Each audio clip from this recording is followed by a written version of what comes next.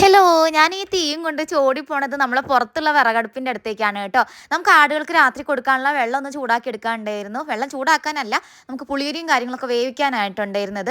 അങ്ങനെ ഞാനിതാ നമ്മളെ അടുപ്പൊക്കെ ഒന്ന് കത്തിച്ച് നമ്മളെ വെള്ളമൊക്കെ അതിൽ ചൂടാകാൻ വെച്ചിട്ടുണ്ട്. ആട്ടുംകൂട്ടിലേക്ക് നോക്കുകയാണെങ്കിൽ എല്ലാവരും പുല്ല് കഴിക്കുന്ന തിരക്കിലാണ് കേട്ടോ. കാരണം ഇന്ന് അവരെ പാടത്തേക്ക് വിട്ടിട്ടുണ്ടായിരുന്നില്ല. അതുകൊണ്ട് തന്നെ നമ്മളിതാ പുല്ല് അരിഞ്ഞുകൊണ്ട് കൊടുക്കുകയാണ് കേട്ടോ ചെയ്തിട്ടുണ്ടായിരുന്നത്. ചില ആളുകൾ എൻ്റെ അടുത്ത് വന്ന് പറയാറുണ്ട്, അവരെ ആടുകൾക്കൊക്കെ ഇങ്ങനെ പുല്ല് അരിഞ്ഞു കൊടുത്താൽ അവർ കഴിക്കില്ല എന്നുള്ളത്. പക്ഷേ ഇവർക്ക് അങ്ങനത്തെ പ്രശ്നങ്ങളൊന്നും ഇല്ല കേട്ടോ. അപ്പോഴേക്കും നമ്മളെ വെള്ളമൊക്കെ തിളച്ച് വന്നിട്ടുണ്ടായിരുന്നു. ഞാൻ വേഗം തന്നെ നമ്മളെ പുളിയരിയൊക്കെ അതിലേക്ക് ഒന്ന് കൊട്ടിക്കൊടുത്തു. ഇത് നമ്മളെ വീട്ടിലെ ചോറൊക്കെ വെച്ച കഞ്ഞിവെള്ളവും പിന്നെ ഫുഡിൻ്റെ വേസ്റ്റും കാര്യങ്ങളൊക്കെ ആണ് കേട്ടോ. അപ്പോഴേക്കും നമ്മളെ പുളിയരിയൊക്കെ വെന്ത് വന്നു. എല്ലാം ഒന്ന് മിക്സ് ചെയ്തതാണ് നമ്മൾ ആടുകൾക്ക് കൊടുക്കുകയാണ് കേട്ടോ. ഇന്ന് രാവിലെ മുതലേ എനിക്ക് എന്തോ ഒരു മടി പിടിച്ച പോലെയായിരുന്നു കേട്ടോ. അതുകൊണ്ട് നമ്മൾ ഈ വെള്ളം കൊടുക്കലൊക്കെ നല്ല ലേറ്റ് ആയിട്ടുണ്ട്.